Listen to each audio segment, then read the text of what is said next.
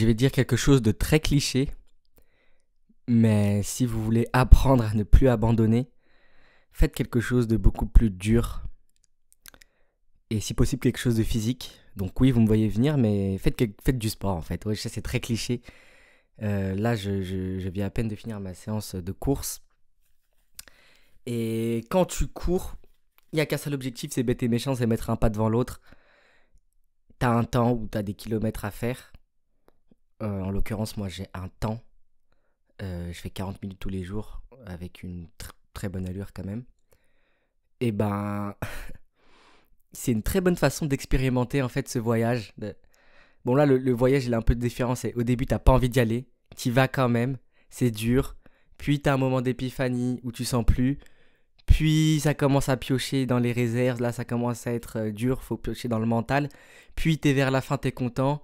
Tu finis, moi souvent je finis en sprint, je suis très heureux à la fin, je suis très content d'avoir couru, mais à chaque fois c'est compliqué. À chaque fois il y a un moment de creux, il y a un moment de dur. Et expérimenter ça chaque jour, bah quand je vais revenir là bosser sur le projet, faire les petites bandes dessinées, etc., avancer, bah je suis déjà dans le mental, je suis dans le bon mood. Donc oui c'est très cliché, mais faites du sport, je vous jure ça marche. Parole de motive. Voilà. Avec ça me permet de pas abandonner ça. Ça vous connaissez normalement. Les indomptables, Cameroun.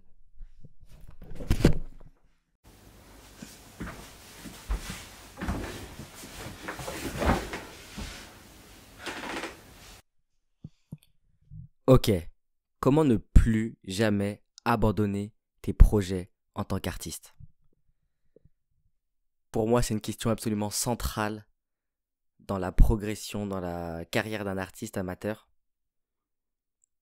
Parce que c'est ce qui va faire la différence en fait dans ta progression. Ce sont les projets. Et ça peut-être que tu le sais, mais et que tu en lances des projets, mais le problème c'est que tu les abandonnes. Et je te comprends parfaitement parce que pas plus tard qu'hier, j'ai failli tout abandonner. J'ai failli abandonner le projet sur lequel je travaille depuis le début de l'été, même un peu avant, fin printemps, parce que j'en avais marre, parce que le projet était beaucoup plus compliqué et que je le voyais beaucoup plus grand, beaucoup plus ambitieux. Finalement, il va être un peu plus petit, un peu moins époustouflant que ce que j'avais en tête. Donc hier, j'en avais marre, j'ai voulu tout abandonner, mais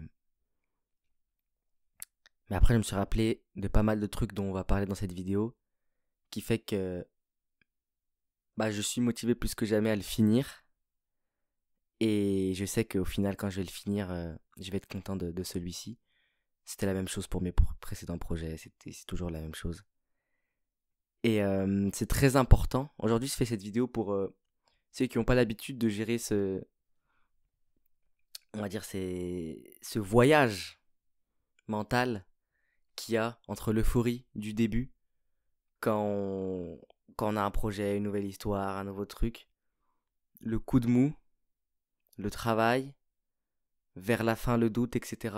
On va parler un petit peu de tout ce parcours-là, aujourd'hui dans cette vidéo. Et puis voilà, ça va être cool, donc installe-toi. Dans cette vidéo, je vais bien sûr te donner des pistes et des solutions pour contrer ce revers de la médaille-là, pour réussir à tout de même finir et sortir ces projets, parce que la compétence de finir et sortir les projets qu'on commence est une des compétences les plus rares et les plus sous-cotées pour les artistes amateurs, parce que c'est celle, à mon avis, qui fait le plus progresser et qui sépare vraiment l'amateur du professionnel selon moi. Un peu plus tard, vers la fin de la vidéo aussi, je vais t'expliquer concrètement qu'est-ce qui, moi, m'a bloqué dans mon projet à moi, quelles sont on va dire, les faillites psychologiques que j'ai eues, pourquoi j'ai failli abandonner concrètement dans mon cas, et aussi concrètement dans mon cas, quelle solution j'ai trouvé pour me remettre sur les rails et être plus déterminé à jamais à finir ce projet-là. Mais avant ça, il faut bien qu'on parle du pourquoi. Du pourquoi on est enclin à abandonner les projets qu'on a nous-mêmes commencés avec euphorie. Qu'est-ce qui s'est passé? Qu'est-ce qui se passe dans notre tête, etc. Je vais essayer de vous donner un petit peu mon avis là-dessus, ainsi que les solutions. Alors déjà, pourquoi on abandonne un projet? C'est la première question qu'il faut vraiment se poser pour savoir comment on fait pour ne plus abandonner ces projets-là. Bah, on abandonne un projet selon moi, et c'est le maître mot. Je sais que j'en parle souvent dans mes vidéos, dans mes podcasts, dans mes shorts, ou même en vocal avec vous sur Discord. Mais c'est à cause du problème du perfectionnisme, encore une fois. Le perfectionnisme ou la folie des grandeurs, entre guillemets, la haute ambition. Qui sont en fait deux choses qui sont à la base très bien, qui sont à la base des moteurs, qui normalement te permettent de te mettre en action, de bâtir des projets, de mettre de la qualité dans tes projets, que ce soit dans tes histoires, dans ton style de dessin, etc. C'est ce qui va te permettre de te pousser. Mais ce qui à la base était des sources d'amélioration, d'action, de création, en étant plus exigeant sur son dessin, en étant plus exigeant sur son scénario, en étant plus exigeant sur même la manière dont on va communiquer autour de notre projet, en étant plus exigeant sur les recherches qu'on fait pour les concept art, etc. Moi, c'est beaucoup mon cas.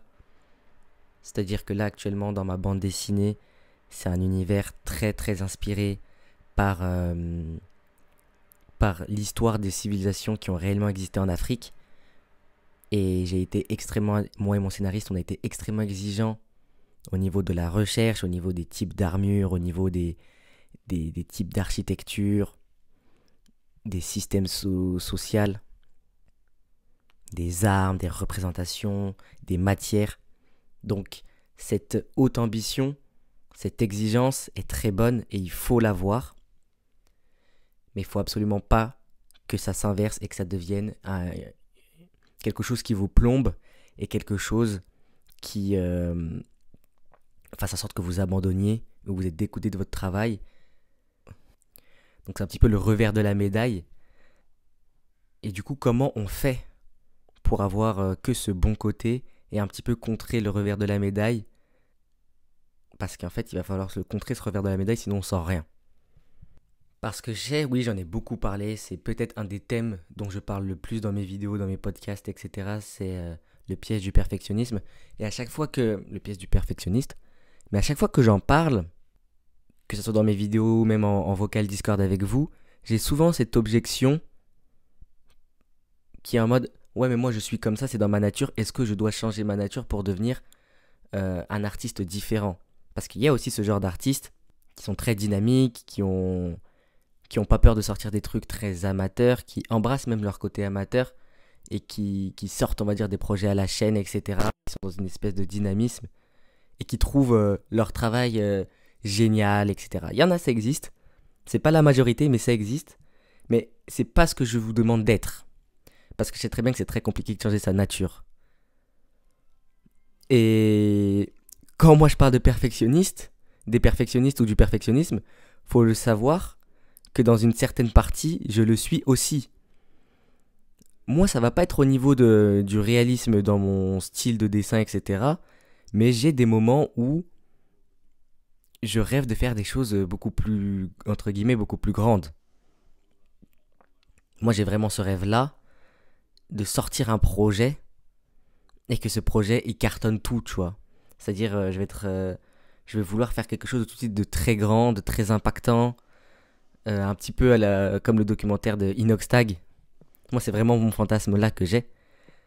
Et il y a plein d'autres aspects aussi où je suis extrêmement exigeant dans la mise en scène. Je peux recommencer 4-5 fois un storyboard pour trouver une bonne idée de mise en scène, etc. Donc j'ai aussi des points où je suis peut-être un peu trop perfectionniste et ça me pousse à ne rien faire. Ça me pousse à négliger surtout les petits projets. Les petits projets, ceux au final qui te font le plus progresser et ceux qui te font le plus accumuler d'expérience. J'en fais très peu. J'en ai fait un moment, notamment quand je faisais les défis strip. Pour ceux qui s'en rappellent sur notre serveur Discord, des strip, un strip par jour. J'ai énormément appris. Mais généralement, je vais négliger ça pour faire tout de suite des histoires beaucoup plus ambitieuses, beaucoup plus de trucs avec beaucoup plus de moyens, etc. etc. Et ça me plombe.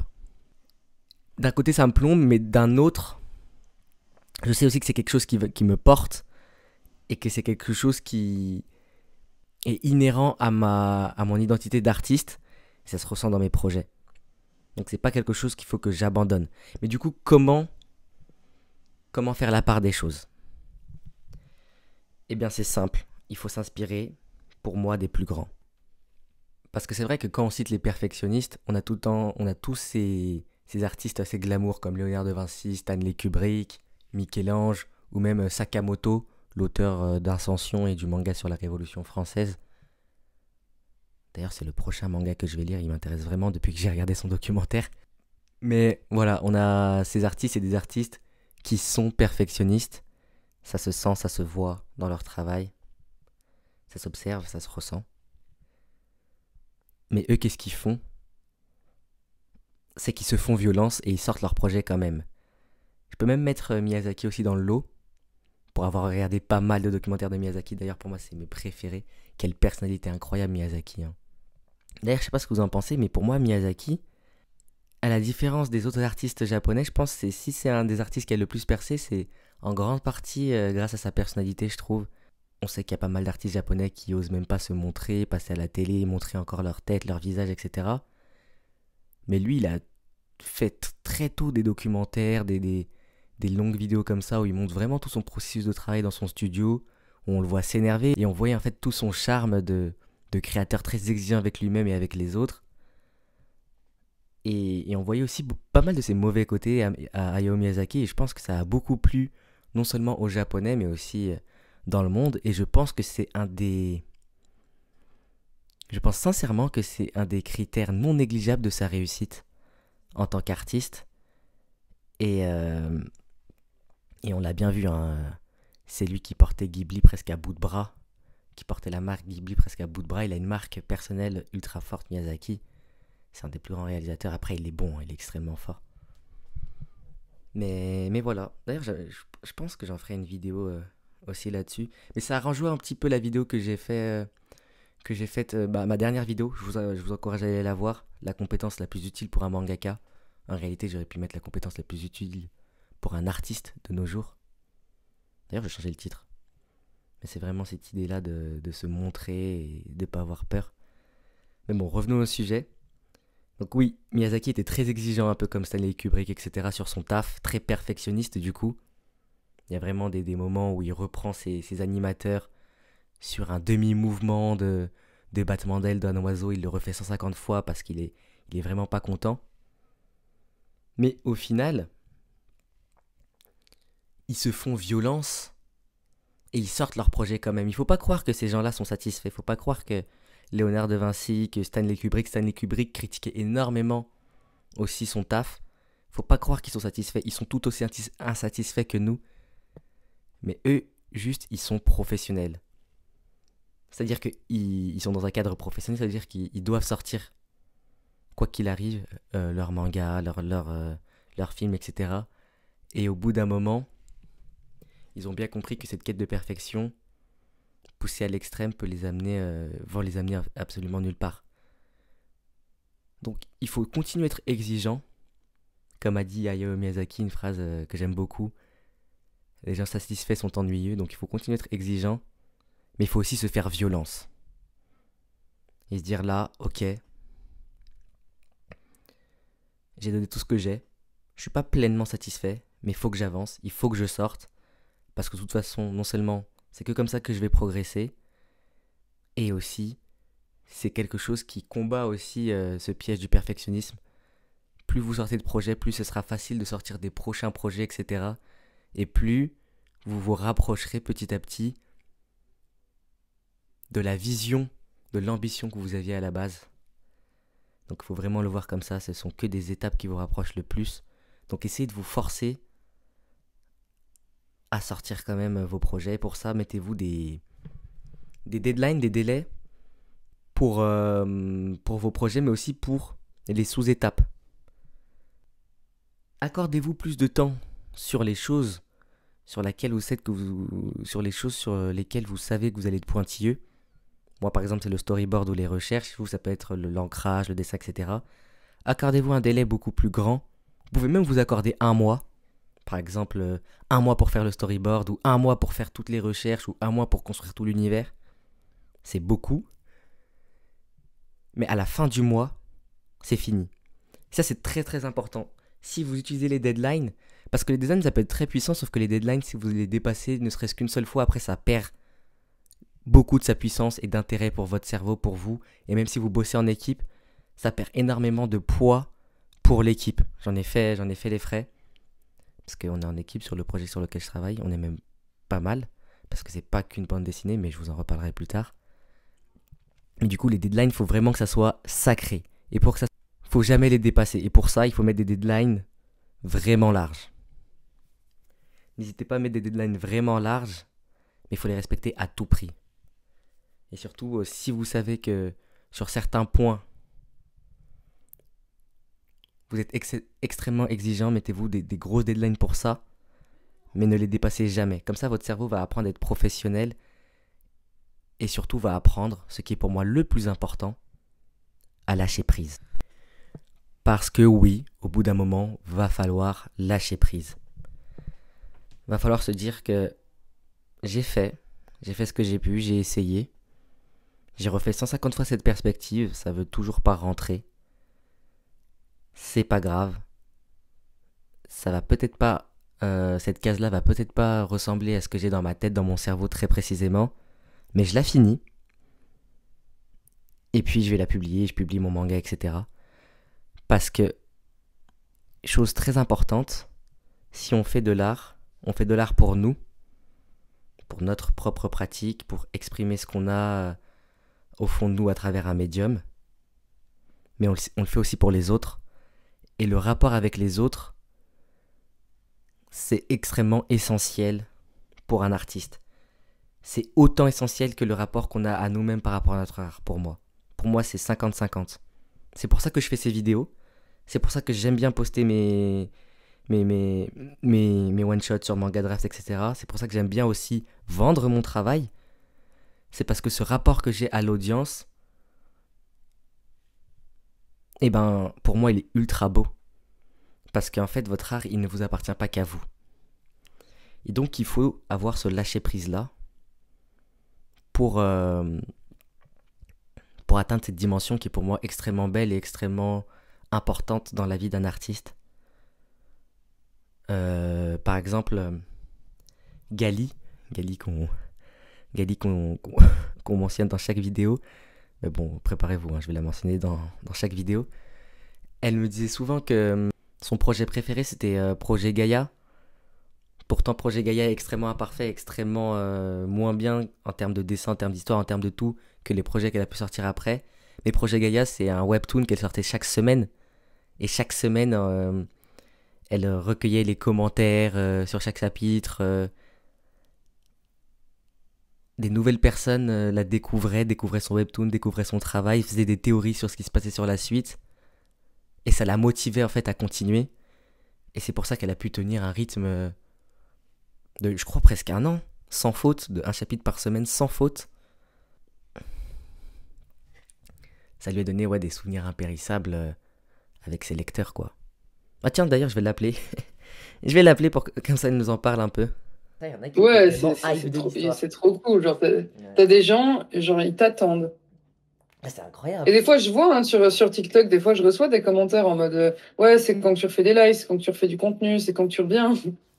Ouais. C'est trop mignon. Et là, pour moi, genre là, tu te débloques la deuxième moitié qui fait qui fait l'artiste, tu vois. Parce qu'il y a l'artiste, il y a son rapport à son médium, à son art, et il y a le rapport avec les autres.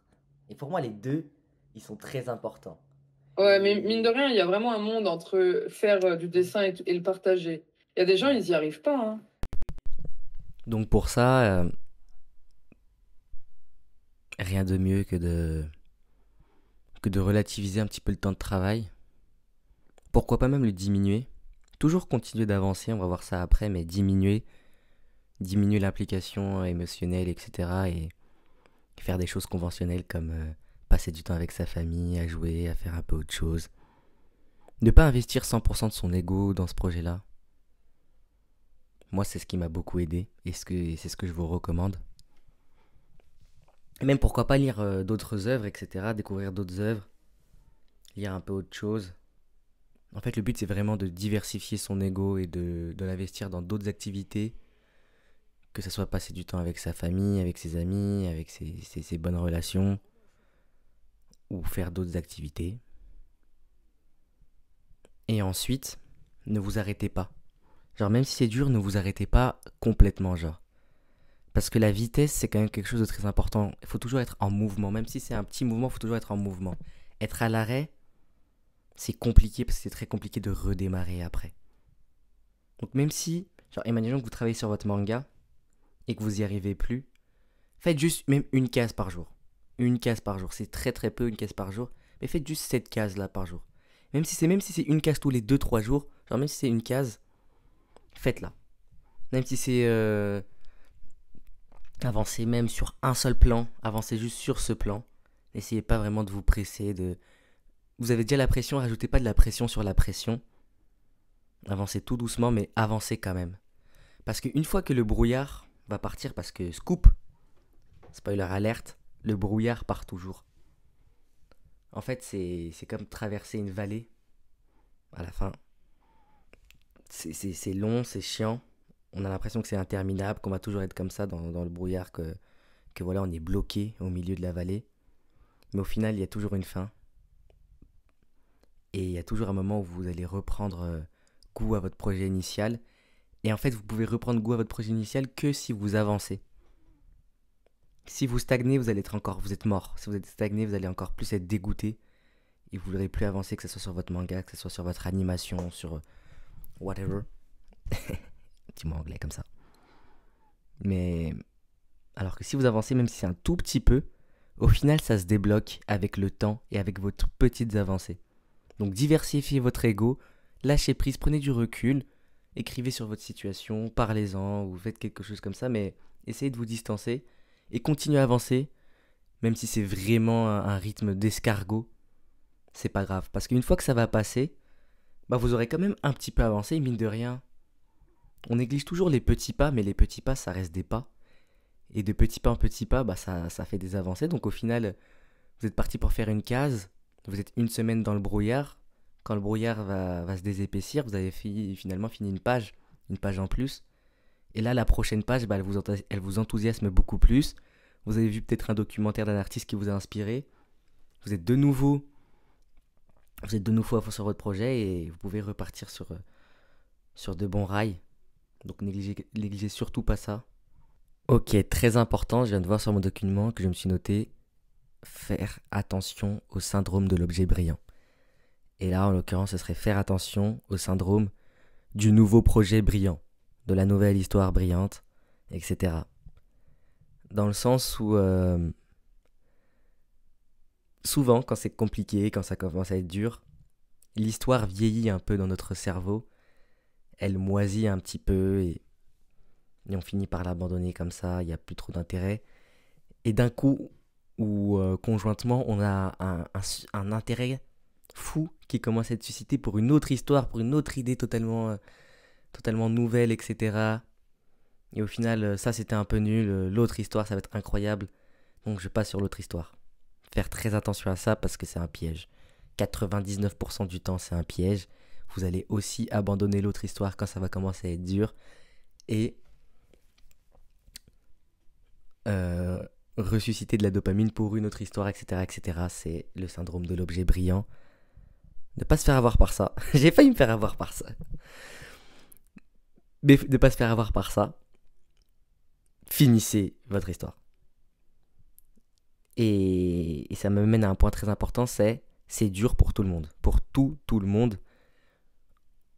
Récemment encore, je lisais le livre On Writing de Stephen King. Stephen King, un des plus grands auteurs du 21e siècle. Un des plus prolifiques aussi. Qui parlait de son expérience d'écrivain. Il disait qu'il y a plein de livres, il voulait plus les écrire, il voulait vraiment plus les écrire, mais il se forçait à quand même finir le manuscrit, même si c'était moins bien, avant de passer à quelque chose d'autre. Comme ça, s'il finissait le manuscrit, et cette nouvelle idée qu'il avait en tête, ultra géniale, résistait à l'épreuve du temps, le temps qu'il finisse le manuscrit, de son précédent bouquin, bah il l'attaquait. Sinon, bien souvent, c'était juste une idée pour vous détourner. Et au final, c'était pas si génial que ça. Il faut savoir donc si pour Stephen King c'est dur, combien de fois pour nous. On n'a pas du tout l'expérience de Stephen King. On parle d'un gars qui a écrit des dizaines et des dizaines et des dizaines de livres. Donc il faut être un peu humble par rapport à ça et il faut savoir que ça va être très très très très dur. Il y a des moments, même après avoir écouté ce petit podcast, cette petite vidéo, ça va pas disparaître. Il y aura des moments où ce sera vraiment très dur de finir le projet, où vous vouliez l'abandonner, mais il faudra pas. Il faudra pas. Donc comment on fait? Comment on prend du recul pour laisser couler, lâcher prise et sortir quand même le projet? Moi j'ai eu des idées d'abandonner ce projet, le projet que je suis en train de faire actuellement, sur lequel je pose depuis fin printemps, début été.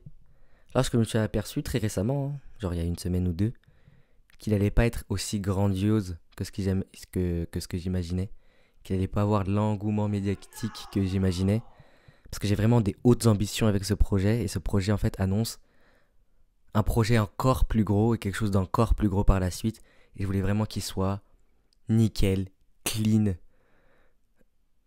sans défaut, dès sa première itération, ce qui est bien évidemment une belle erreur. Mais quand je me suis aperçu de ça il y a quelques semaines, ça... Parce que j'étais à fond en fait dessus, j'étais à fond sur le projet pendant 3-4 mois. Mais vraiment je pensais à ça, je dormais, je pensais à ça, je cherchais des informations, je travaillais beaucoup. Mais même quand je travaillais pas, il occupait mon espace mental et je pensais plus à autre chose en fait, je pensais que à ça. Et là ça commence à être déjà un problème. Il faut aussi... il faut se dire que c'est qu'un projet.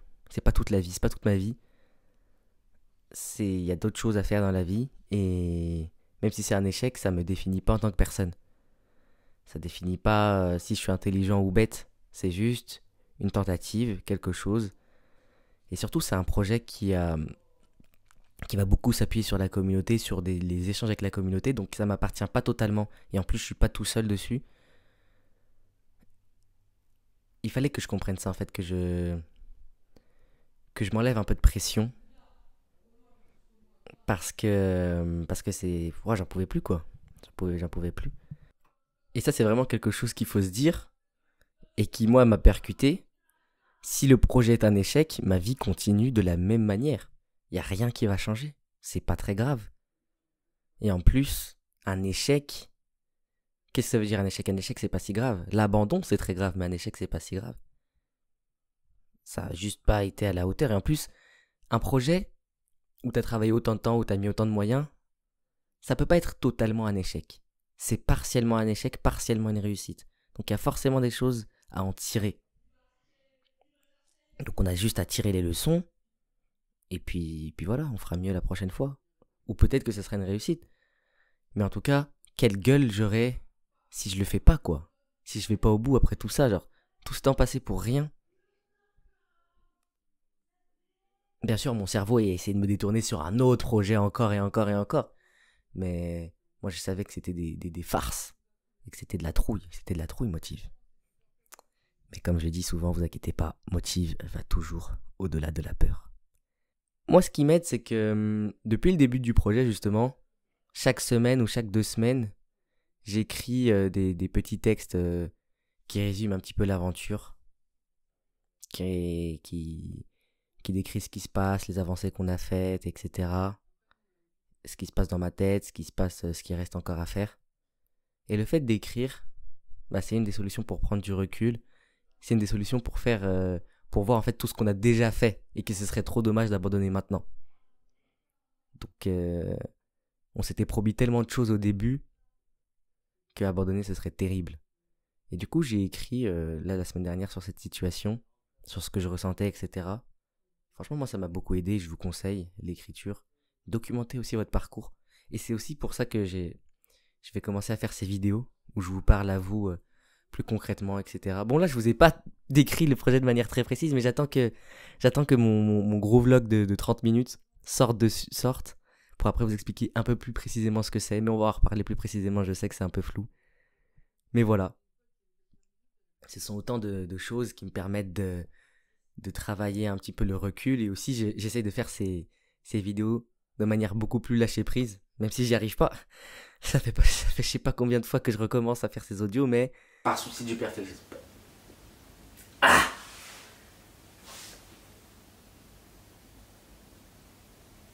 J'ai envie de faire cette vidéo depuis tout à l'heure. Ça fait 3 fois que j'enregistre, mais j'y arrive pas.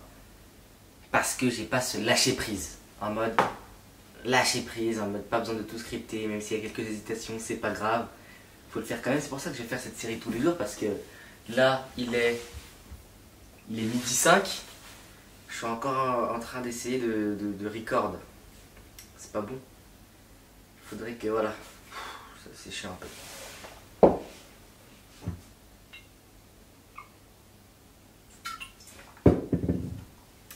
Bon, là ça va être la dernière prise. Promis. Si j'ai envie d'en sortir un tous les jours ou un tous les 2 jours, il va falloir que j'apprenne à lâcher prise et ça va me faire du bien. J'espère que vous aimez aussi ce genre de vidéos là, mais voilà quoi. Donc pour résumer, allez rejoindre le serveur Discord et suivez-moi sur Instagram. Non, je rigole. Mais faites-le quand même. Faites-le quand même sur Instagram. On dessine ensemble avec Gali, etc. En vocal, vous pouvez nous rejoindre. Vous pouvez aussi partager vos projets, etc. Et sur Instagram, c'est parce que c'est bien sur Instagram. Mais sinon, vraie conclusion, en résumé.